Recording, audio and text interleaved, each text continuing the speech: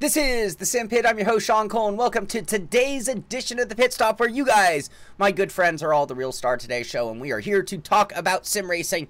And before we even get to sim racing, and I see a lot of you already doing it in the chat, a big friend of the show, Joshua, Blue Hammer Steam King, it is your birthday. Happy birthday, Josh. 21 years old, and anybody who's part of the Discord or patron group knows Josh very well. Anybody watches the show sees him, and he is the official Blue Hammer of the Sim Pit, and if you get out of hand, he's the one who would have brought down the gauntlet and kept things in check. So, Josh, thank you for your great service to the Sim Pit. Happy birthday, and I hope you are out there having a good time and getting lots of cool gifts on your birthday. So, thank you for everything you do, and again, happy birthday, Josh. I hope you have a great day. Hope you get some cake. Go eat a big fat cake today. Yeah, Josh is the real star of, and that is the biggest news in sim racing today for sure. So now on to smaller stories, less important than Josh's birthday. Forza RC, they had their final showdown going into Mexico, so we've got the result of what went on. TX3 Lightning, Veloce Force 1, and F4H Venom were the big three. What do you know? The same names we talk about all the time in the Forza Championship. There they are. In addition to that, so right now at GPacks, visit GPacks this weekend to test your skills in Forza Motorsport. Best 3 lap times Saturday and Sunday will race against G2 Laige, and if you can beat him, you can win a G920. You know, if I had $1,000, I could put it on the table right now and say, if you can beat G2 Laige, I'll give you $1,000, and I'd feel pretty confident in my ability to keep the money. This guy, you know, how many of these guys can beat G2 Laige? It would take, you know, he's one of the best of the best. So anyway, I'm hoping that they're going to give him some kind of a limp or some kind of an aid to the 6 guys who are going to go up against him. But that could be a very cool event if you're in the area of Logitech GPacks, which I'm not even sure. They don't even tell us where that is going on. Anyone know where Logitech GPacks is? Here, maybe we can find out here. PAX West. So this is at PAX West. That's what they're calling their booth at PAX West. Is that still in Seattle? Didn't that show up in Seattle, if I'm not mistaken? I don't see a location anywhere here. No, we're not giving you $1,000 just to beat the time. You got to beat him in person on the stage at PAX. Anyway, I thought that was kind of a cool event. Yorkie Guide, you know, this time it isn't teaching you how to be better on track. This time he's giving you the insider scoop on the photo mode within Project Cars 2. And normally I do keep these to things that you can learn, but I noticed that Project Cars loves showing scapes, photo mode. It scapes for, I have an alien in the crew. We have a few aliens in our crew, Heiko. Anyway, if you want to learn how to get better imagery out of Project Cars 2, you'll read that or watch that Yorkie Guide, episode 37, photo mode. But if you get good at it, you can probably get your photos featured on the Project Cars Twitter feed. Just send it into them. But they usually play a few of these or show a few of these pictures per day. Ooh, that's a nice looking photo right there. Photo mode. So yeah, they post them. If you want to get better, you can find out from him. Yesterday we talked about Alfa Romeo doing that big launch with their drivers. So here they are, some images and shots of the big event that went on there at Monza. And this is Alonso, Veloce Alonso right here. And we have some other pictures of 3 drivers up on the stage. That's RG Mateys, VES Flying Finn, and Veloce Alonso. That one's Alonso, so those are the other 2 guys. But look at this. This is the big deal. This is in that paddock area for Formula 1. Thank you, Doug Hawley. Seattle, PAX West is Seattle, Washington, August 31st through September 3rd. I thought that show was in Seattle. PAL West, thank you. There you go. So that's that. I already told you Michael Conti won the first race in the playoff series, so he's secured one of 4 spots for the championship. And they have a recap of the race, so this is at iRacing.com. They're at Darlington. Look at that. We're going to be at Darlington tomorrow night. In addition to that, they've played the next round of the Ignite series. That's the one we're calling the Kids series here. But Irwindale Speedway plays host to round 2 of the NASCAR Ignite Series playoff. And back-to-back winners. Garrett Lowe wins again. So we talked about this kid winning race number 1 at New Smyrna. And apparently he held off everybody's charge and was able to go 2 for 2. So this, again, Garrett Lowe, this could be the guy. This could be the guy that you're going to be seeing and hearing a lot of in the future. And apparently he runs, oh gosh, what do they call these? Oh God, what do they call these cars? This is right before you get into Legends. I've watched those race at Irwindale. So anyway, there you go. Congratulations to him. Michael Conti getting a write-up at iRacing.com. And I believe, I don't have it up, right before I got on the show, I think I saw it at the NASCAR.com site as well. So, there you go. Crew 2, they have a video now showing. So, the new cars are out today for season pass holders. Well, car and a bike. Cool little cars. That's Bandoleros! Doug Hawley, thank you. The Bandoleros. That's exactly what it is. How could I forget that name? That's a great name for a car. Bandolero. But anyway, they're showing off the video there that shows the Alfa Quadrifoglio and the Brutal Dragster bike. So today, for season pass holders, 1 week for others. Rick Motek, look at this. They have this cool picture on their feed. This is at Rick Motek at Twitter. And they are showing off one of their rigs ready to go. You can see it all wrapped in plastic on the seat. It's gone through some testing to make sure everything's good to go. Looks like they've got a direct drive wheel on there with a Thrustmaster wheel mod, much like the one I use.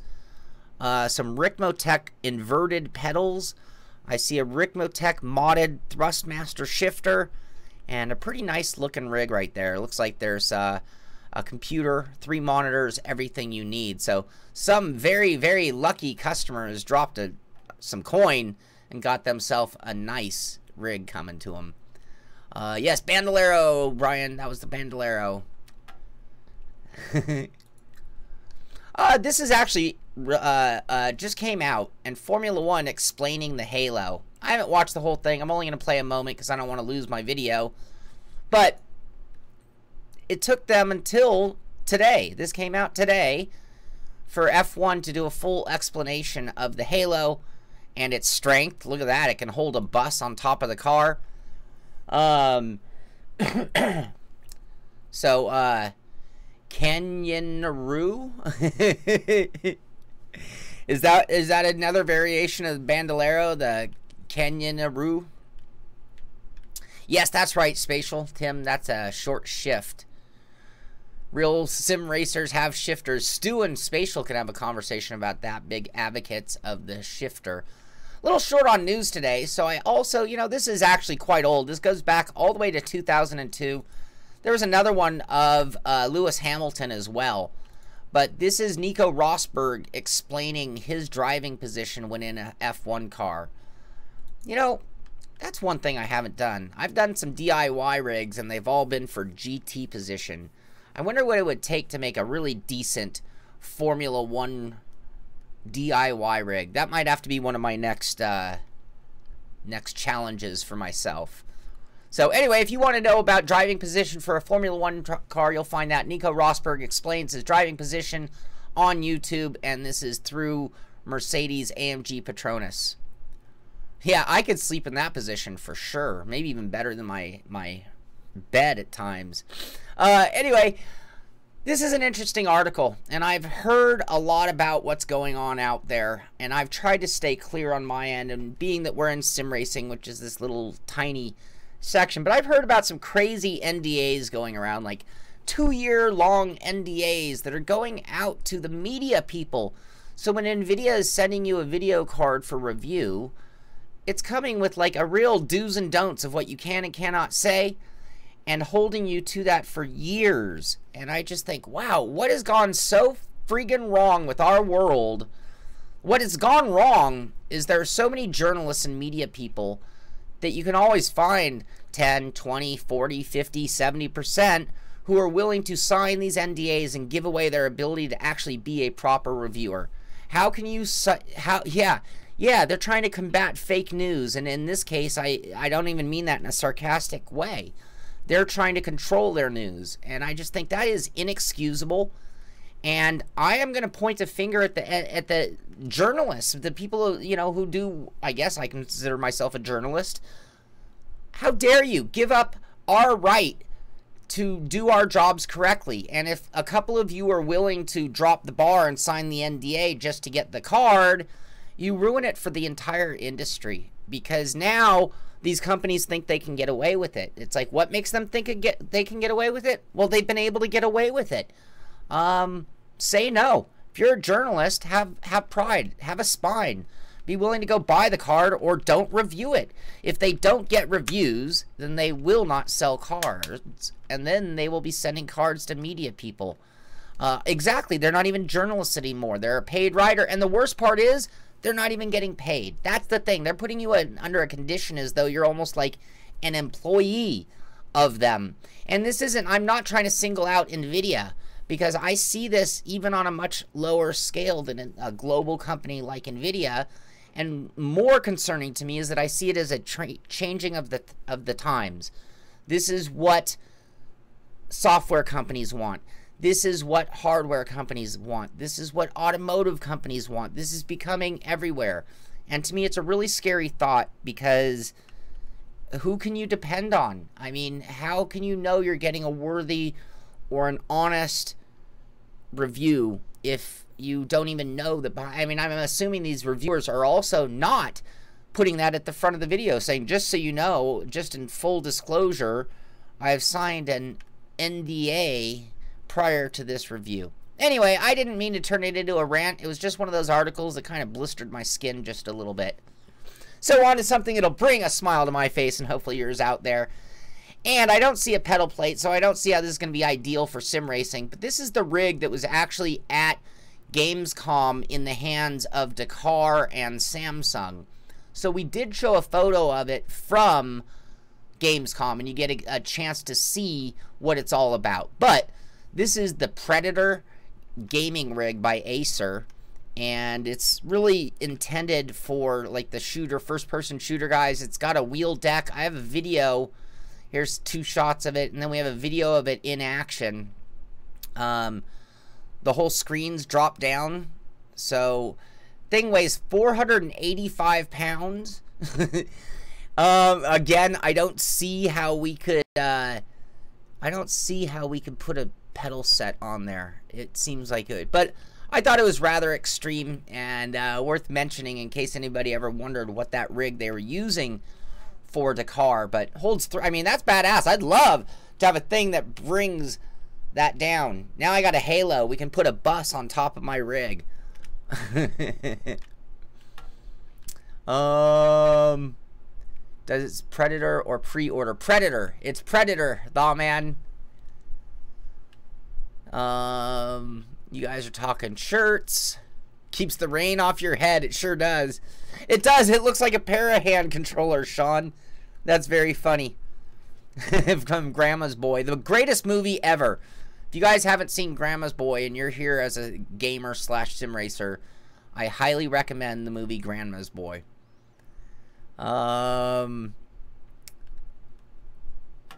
Alright, let's see. Moving right along. So, Gamer Muscle was able to go to the Phanatic party. And he actually has a video that came out today. And this is the Phanatic Podium wheelbase. His first impressions, including he does show off that test rig. So, here's a row of Phanatic wheels ready to go. And then this is that test bench we were talking about. So, there's a 2.5 wheel. Do we move down the line? Yep, there's an OSW, there's a Bodner, and there's a Podium. So anyway, you want to hear his first thoughts, how that played out. I'm not going to play any more of the video because it is his. So go check that out at Gamer Muscle. I don't always promote my, well, I say my friends. I was going to say my competition. I don't always promote my friends' videos, but you can check that out. What else we got? TGG has an article here talking about the Vehicle Combat MOBA. Switchblade is out now in early access on Steam PC, and the PS4. So that's a game. I think we've talked about that in the past. I'm not going to dwell on that too much. I'll play a moment of the video so you can see what you're dealing with. Obviously very gamey. Shooting, driving, racing.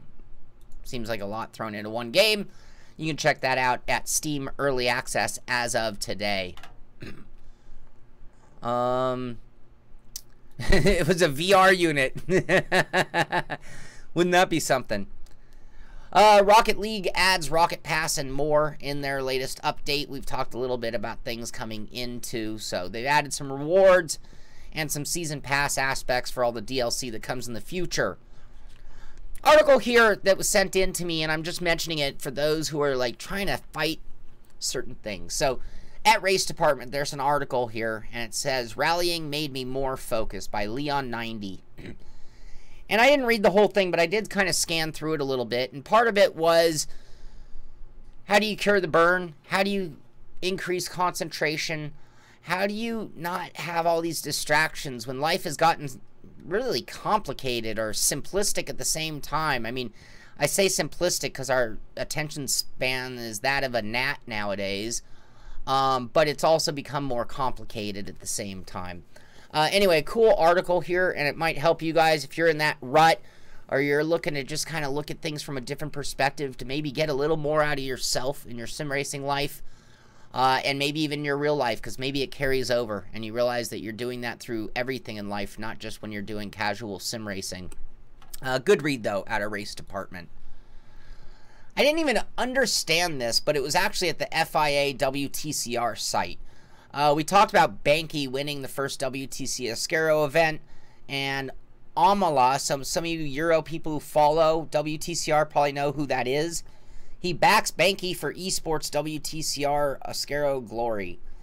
Mato Hamala has backed his fellow Slovak Bence Banky to continue his impressive start to the eSport WTCR Ascaro Multiplayer Championship.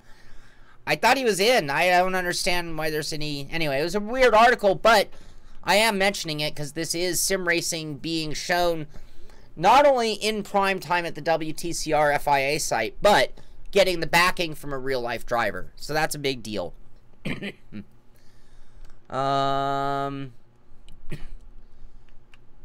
Dan, what was worrying? I didn't get a chance to read the GT. Dan mentions the GT3 article on Race Department we talked about yesterday, a whole interview with the lead guy. I'd love to hear what some of the concerns moving forward, like did they give their intention? Did they tell us content? Did they tell us how it would integrate into Race Room? Those are the questions that immediately came to my mind, but I didn't get a chance.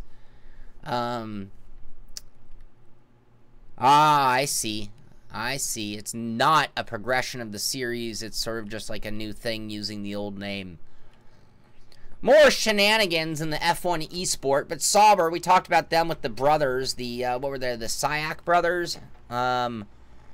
Soltunk brothers, Sali and Sonic. Soltunk. Sorry, those are some tough names. The Brazilians.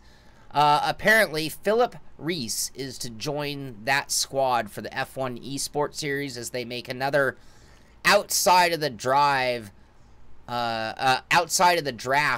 pickup, which, again, I could go on a whole other rant about how much I think that hasn't played out as they presented it.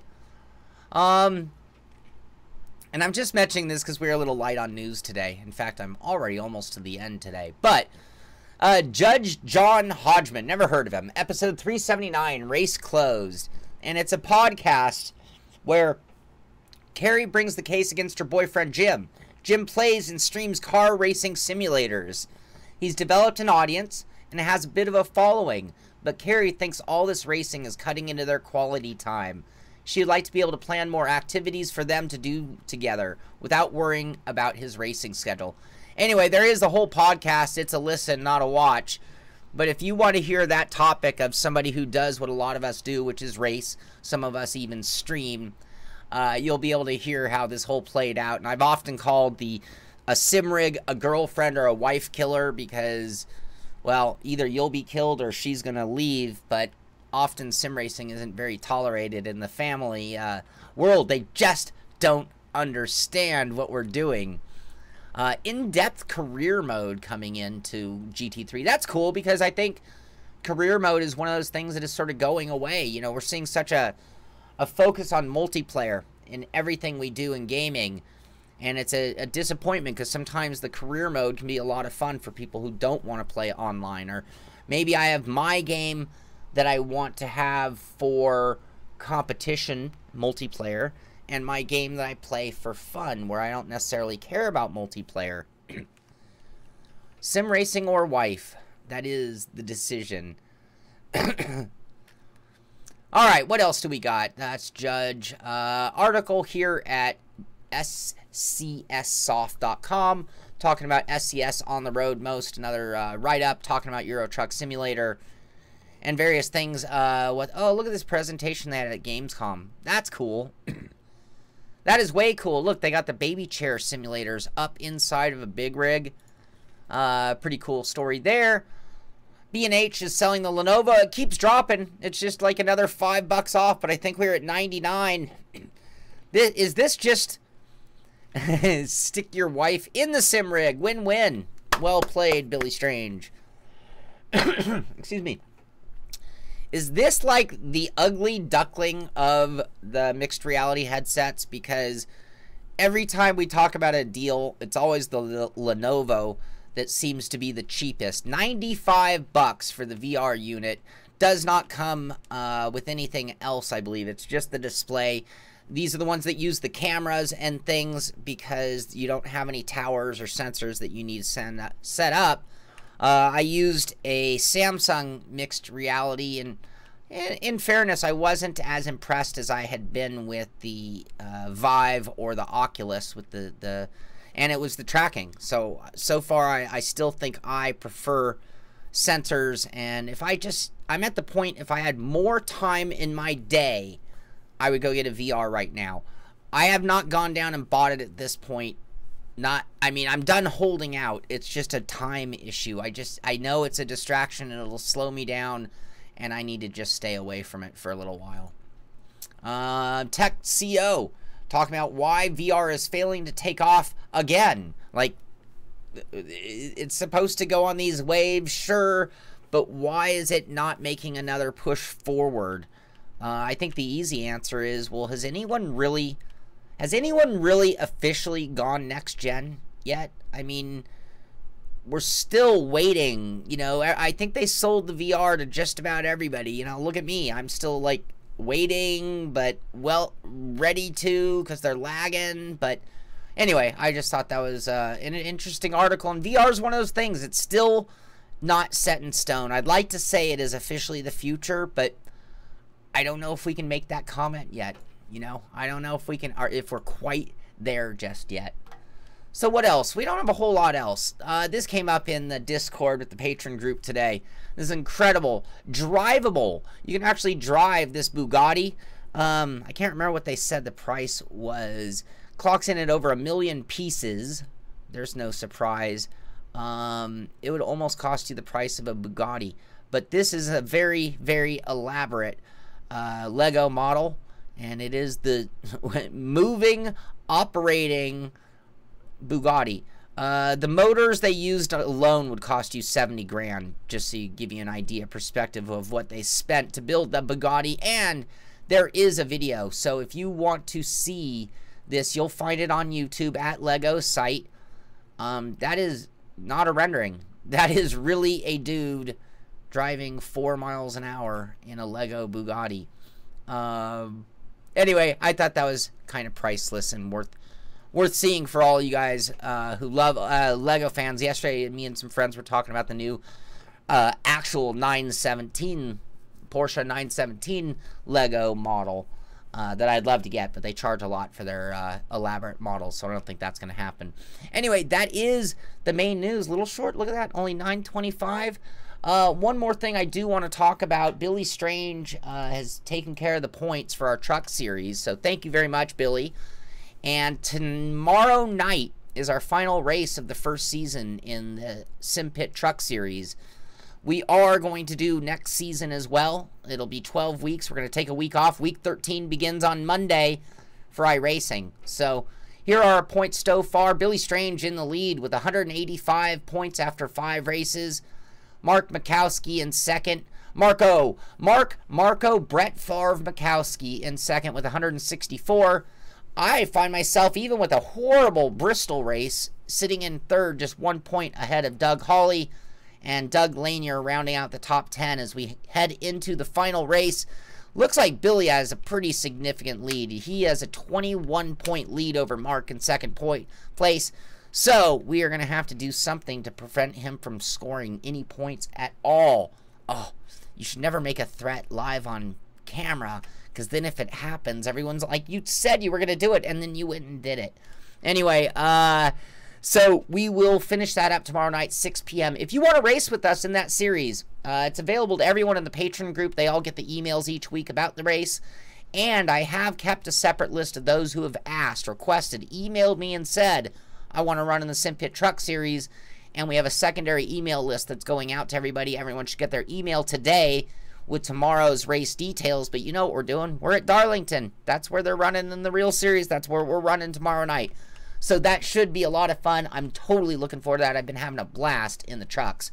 Beyond that, I got to run. I had a day yesterday that got way, way behind. I promised you guys that wheel review by today. I still think I can get it done, but it's going to take a miracle. So I'm going to have to just totally check out of everything, work on that nonstop, and maybe we'll make that midnight deadline, but I can't promise it at this point. Anyway, that's going to do it. Hope you enjoyed the show. Hope you guys had fun. Hope you get out there and do some sim racing. This is the Sim Pit. I'm Sean Cole, and I'll see you on the track.